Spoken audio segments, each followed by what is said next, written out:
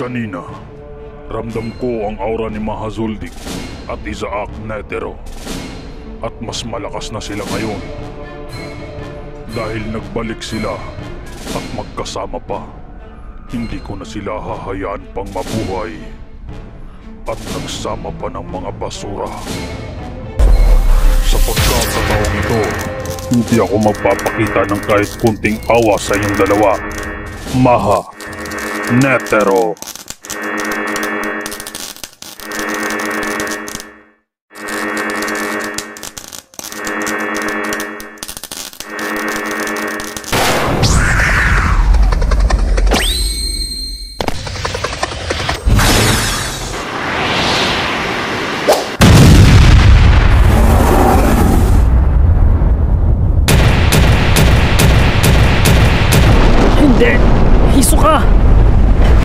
Lagot, napuluhan yata ang payaso. Iso ka! Bata pa ako nung nakita namin ni Isaac Netero. Ito si Don Prix. Pero bakit halos hindi man lang tumanda?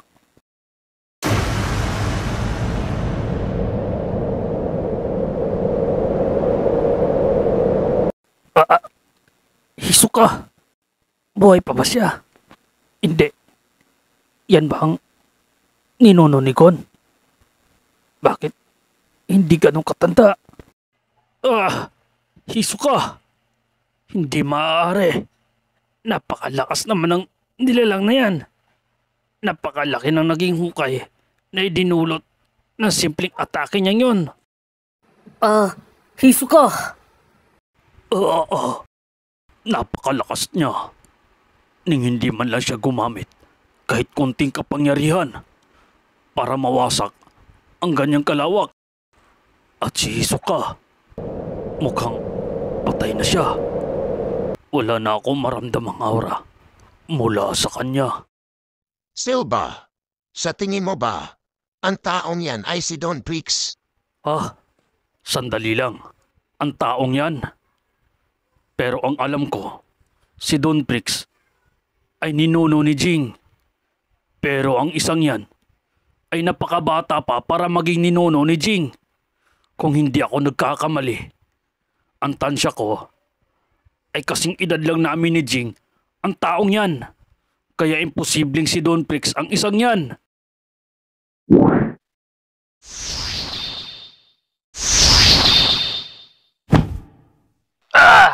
Kahit sa likuran mo!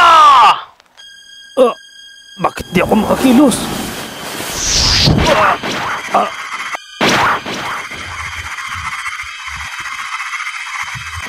Anong ginawa niya? Nararamdaman ko sa batang ito ang mga insektong halimaw na nooy naninirahan sa lugar na to. Pero matagal ko na silang nilipon at inubos ko na silang lahat. Hindi kaya may nakatakas. Ganun pa man, bakit nararamdaman ko sa taong ito ang mga insektong halimaw na yon?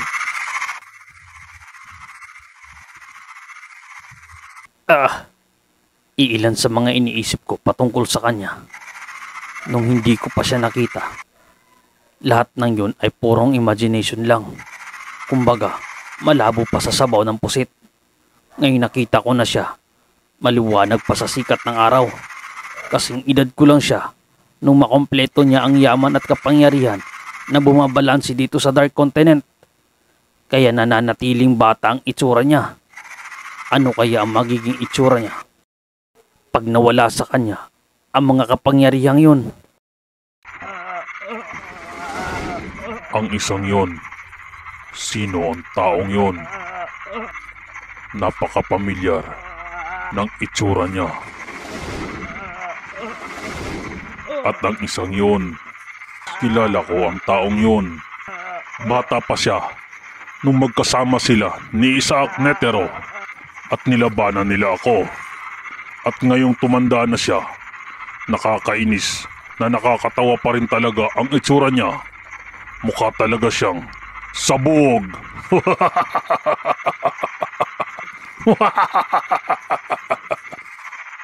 Oo nga pala. Bakit parang wala yata dito ang dalawang yun? Maha at Netero, kanina lang ay ramdam ko ang inyong mga kapangyarihan.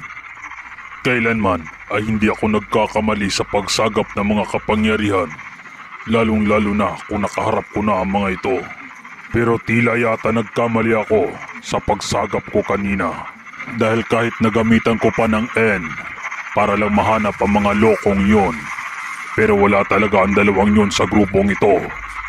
Ibig sabihin, kung magawa ko rin kolektahin at kumpletuhin ang mga espesyal na yaman na nagmula sa iba't ibang bahagi ng lugar ng Dark Continent, ay mananatiling ganito ang aking katawan at hindi natatanda kailanman. Oo nga pala. Masyadong nakatuon ang pansin ko sa kanya. Nakalimutan ko na si Hisoka. Naloko na. Hisoka! Wala nang aurang natira sa kanya. Hindi. May kaunti pa. Kailangan kong dagdagan ang aura niya bago pa mahuli ang lahat. Hindi maaari ito. Kahit bigyan ko pa siya ng maraming aura, baliwala pa rin dahil naturog ang mga buto niya. Oo nga pala, ang Divine Shield and Sacred Spirit. Alam ko na, gagamitin ko ang remote ability ni Leorio para bigyan ng aura si Hisoka at kasabay na rin ang Divine Shield and Sacred Spirit para pagalingin ang mga buto na durog ni Hisoka. Kunting antay lang, Hisoka. Kapit lang.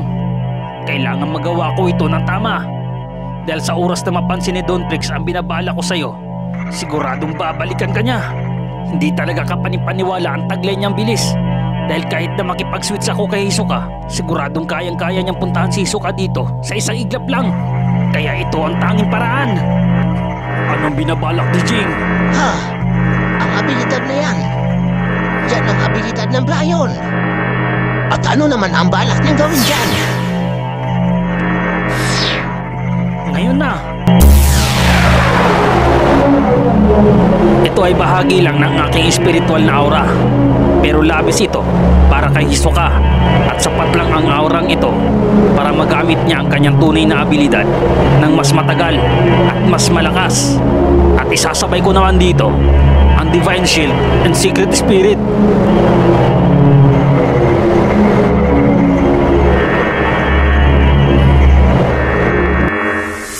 Aba, may nakahanda ng umatake. Pero sayang naman, bala ko pa naman sana siyang ihuli dahil talagang napakapamilyar ng itsura niya at napaka-misteryosong tao pa.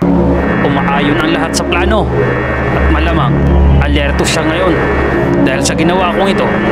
Iniisip niya ngayon na aatakihin ko siya. Ngayong nakahanda na ito, isusunod ko na ang remote ability ni Leorio. Ito ang unang pagkakataon na gagamitin ko ang remote ability na may ibang kasabay na abilidad. At hindi para umatake, kundi para pagalingin si Hisoka at proteksyonan.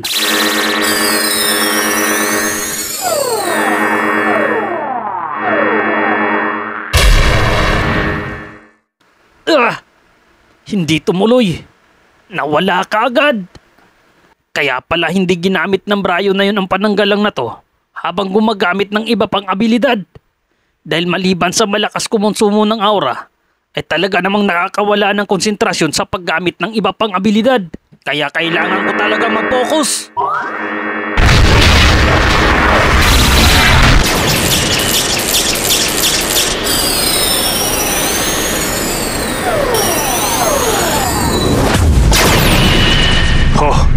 Biglang nawala ang kanyang kapangyarihan. Hindi kaya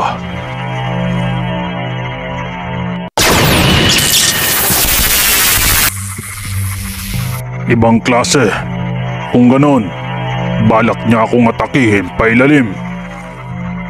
At hindi lang yun, nakikita kong napakalakas at napakadaming aura ang bumubuo at dumadaloy sa kapangyarihang yun. Mukhang balak niya akong tapusin sa isang atake lang. Sa wakas, ligtas ka na ngayon, Hisoka. Bakit papunta dun sa kasama niya? Anong binabalak niya?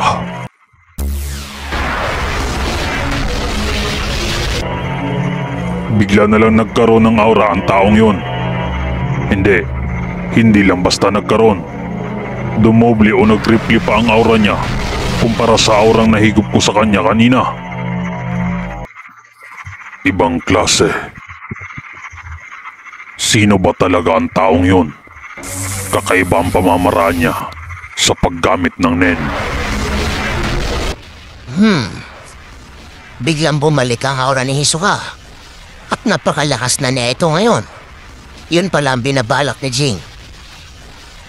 Dahil sa nangyari ngayon kay Hisoka, naalala ko ang kwento ni Lulumaha. Kapag ang isang tao daw na magaling gumamit ng Nen, at kapag humantong ito sa bingit ng kanyang kamatayan at magawa niyang makaligtas, babalik daw ito ng doble o higit pa ang kanyang lakas.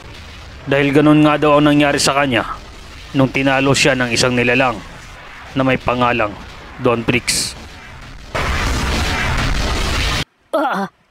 Ang aura ni Hisoka, napakalakas. Imposible to. Kanina lang wala na siyang aura. Pero ngayon, sobrang lakas na ito.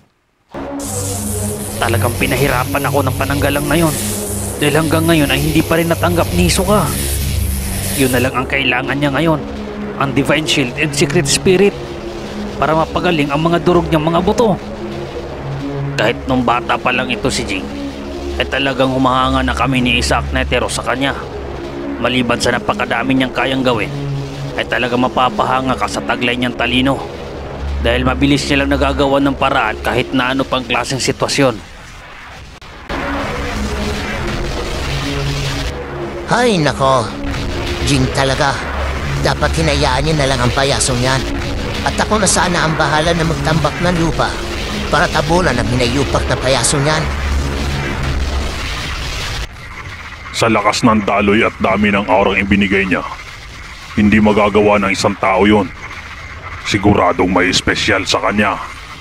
Dahil walang sino mang tao ang makakapagbigay ng aura na higit pa sa orihinal na aura ng isang taong gumagamit ng Nen. Kaya naman sobrang interesado na ako ngayon sa taong yun.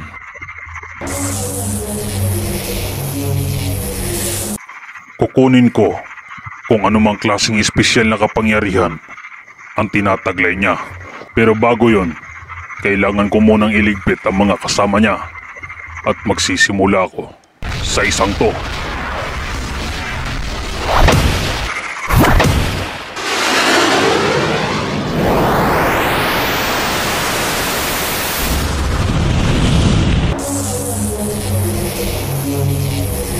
Naloko na, kumikilos na siya. At ngayon naman, tutuluyan ko na yan. Durog na ang mga buto niya. Sa gagawin kong ito, siguradong lamog pati laman loob niya.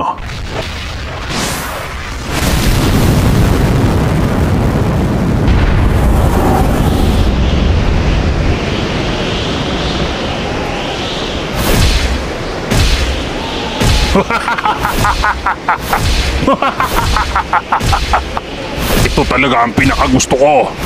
Ito talaga ang may dinudurog.